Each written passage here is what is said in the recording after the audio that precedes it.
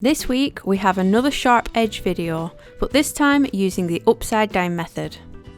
So I've got my 7-inch cake already ganached with my Pro Froster.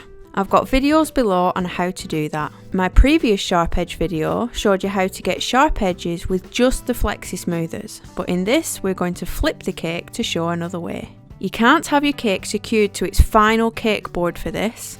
I've just got my 7-inch cake secured on its 7-inch drum and it's sat loose on an acrylic workboard. Usually I would have stuck this to a larger drum for covering, but as we are flipping it, we need it loose. Dampen your cake and wipe up any excess water off the board.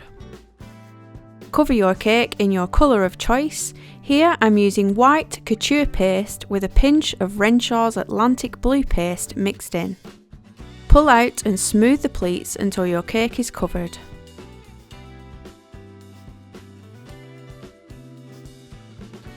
Pop any pesky air bubbles with an acupuncture needle. You can feel them as you push the paste around. Trim off some of the excess with a scalpel. Now what I've got here is a sharp edge smoother by Cakes by Carol. This one was kindly gifted to me, but you can grab them from her website, which I will leave linked below. Now she may probably kill me for this, but as you've seen me use my smedger in nearly every video, it only seems right to show you them side by side. You know how much I adore my smedger, and that's exactly why I love Carol's smoother, because it's everything I love about the smedger, but with upgrades. So as you can see, they are similar in shape, but Carol's is much taller, which will come in handy for those trendy tall tiers. They are the same width and have curved outer edges, so they don't damage the finish when smoothing. But the clear difference which makes it a winner is that it's transparent. You can actually see what it is you're doing. And not only that, it's more robust too. I have two smedgers because I accidentally dropped one and the sharp edge corner chipped off. Carol's feels that little bit more sturdier. So yeah, a few of you have been struggling to get the smedger, so maybe give Carol's tool a go, as it does have its perks over the black one.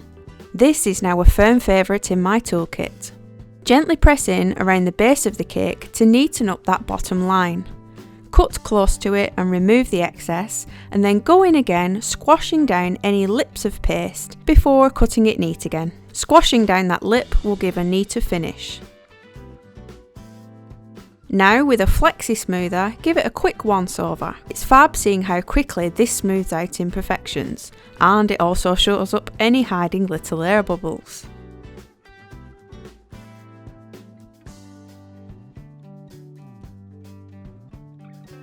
Now grab yourself another acrylic workboard. I got mine from eBay. I have at least 6 of these and they are one of the best things I've bought.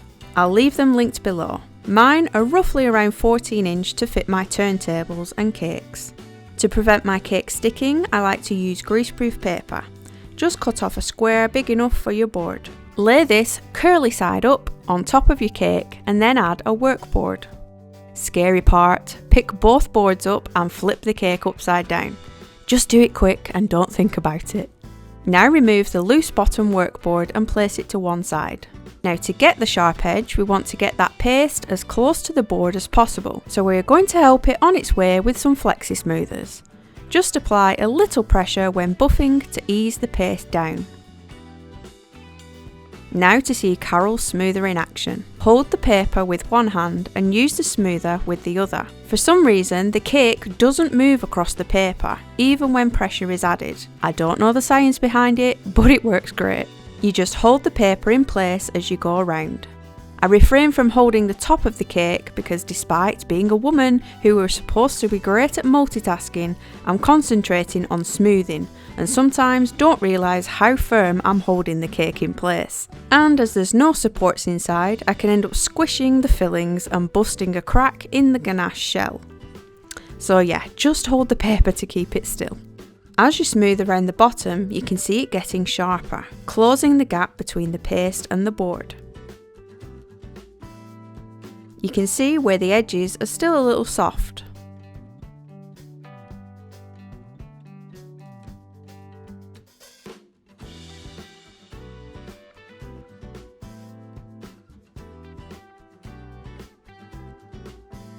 pop any more bubbles. Seriously, when do they end? I give it a last smooth over and trim off any excess from the top. Smoothing can shift the paste a little bit. Place your workboard back on the bottom and flip it over again. Top board and paper just come straight off, not sticky at all. The paper is also not stuck to the board, it's just static holding it on. Now you can see it's already an improvement and you can easily leave it here. Or to just perfect it that little bit more because we can't leave it alone, you can go back in with the Flexi Smoother. It only takes 2 or 3 gentle passes along the edge to really sharpen it. Carol's smoother did all the hard work and makes this step super fast compared to how many times you may have to go round using the Flexi Smoothers alone. Look at that, from sharp to sharper in no time at all. Watch this edge carefully.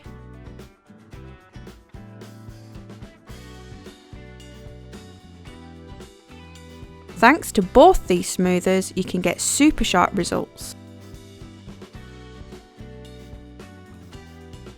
Hope this helped. I'll leave the other version below. Both get the same sharp edge, just work out which is quicker and easier for you, as everybody works differently. Let me know how you got on with yours in the comment section below, and don't forget to check out the description box for everything I used. Once you've perfected that sharp edge, why not try one of my other tutorials? And subscribe so you don't miss out on them every Tuesday. Thanks guys, see you next week.